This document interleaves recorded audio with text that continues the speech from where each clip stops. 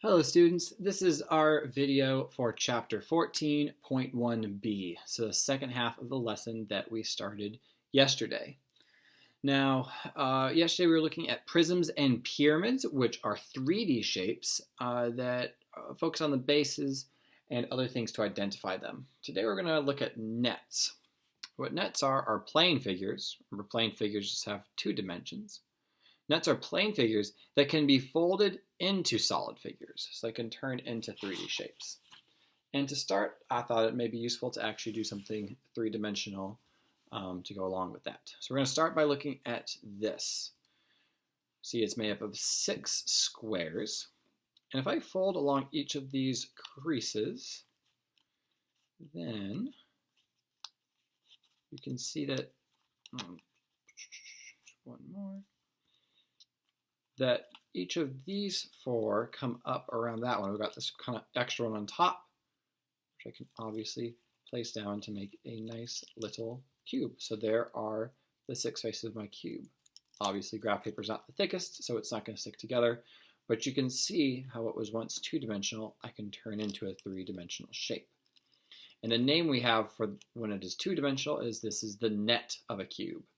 There are multiple ways that you can make a cube. Not every net looks like that. But before we move on from the example, we have this shape as well.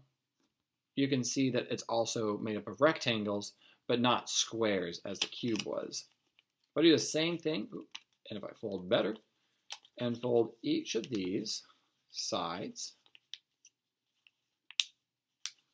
similarly, I've got this kind of flap at the top when I fold up those, and the flap fits perfectly on there. So I have, what would you call this?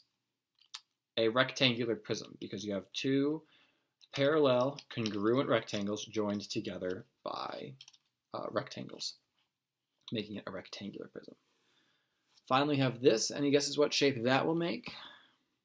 If I fold these triangles up, from the other 2 that we've looked at, we've ended with kind of a flap at the top, but these all meet at one point, or one vertex. So we would call this a triangular pyramid. Got a triangle on the bottom, and then triangles coming off of each side of the base to meet at one vertex. Now some of these, there's more common nets than others, so let's go back to the paper that I've prepared. This is what we just looked at with the cube. It's just the 6 squares, and it kind of makes, it looks like a cross, doesn't it? And it's oriented now, so it looks like it's an upside down cross. But that's the shape that we looked at. This one would actually also work.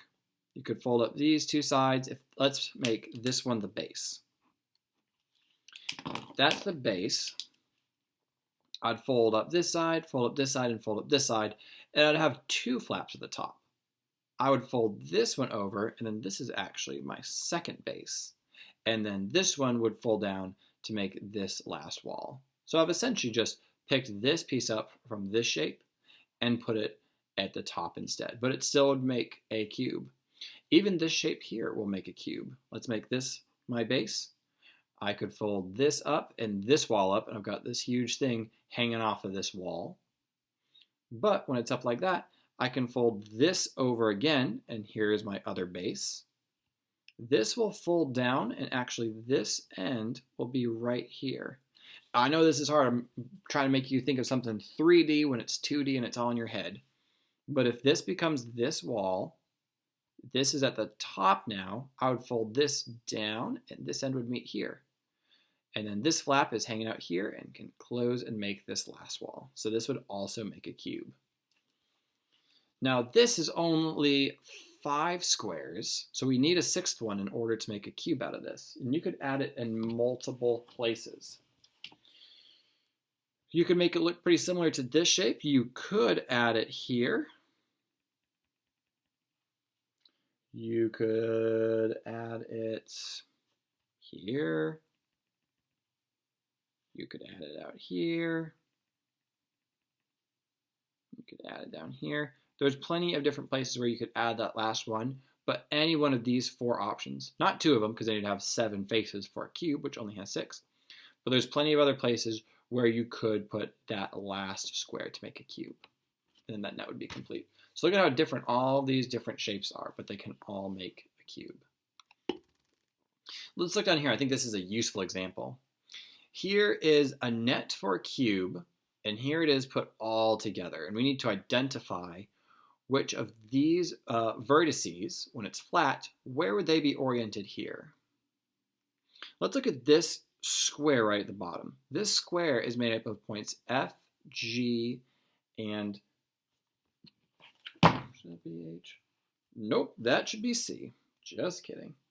That was going to be hard to explain. F, G, and C. Do you see any square on here that has 3 of its corners, F, G, and C? Hopefully you see this one right here. F, G, C. And then what should my angle back here be? Which is the other angle of here? This right here, B. So this square is the same as that one I shaded down there. And then this would fold up to make that wall. And what would my top be? My top would be this one here. So A and E would meet these points. So I'll just go ahead and write AE here. Now the important part is to make sure we get these in the right order. So which of these, this is the edge, which edge does G share with any of these?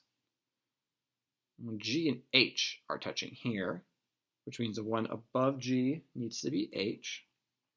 C and D, so this one is D. A shares an edge with B, so this one is A. And then E and F share this edge, so that one's E. If you can follow along with that, I think that's a pretty difficult thing to see. But if you can follow along with that, you're in great shape.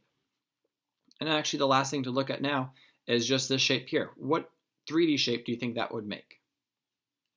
I already cut it out, so hopefully it looks familiar. That will make a triangular pyramid or prism. Pyramid, because you do not have 2 parallel bases, just one down there. Okay? Your homework pages tonight, guys, are 159 to 162. Let me know if you have any questions, and thank you for watching.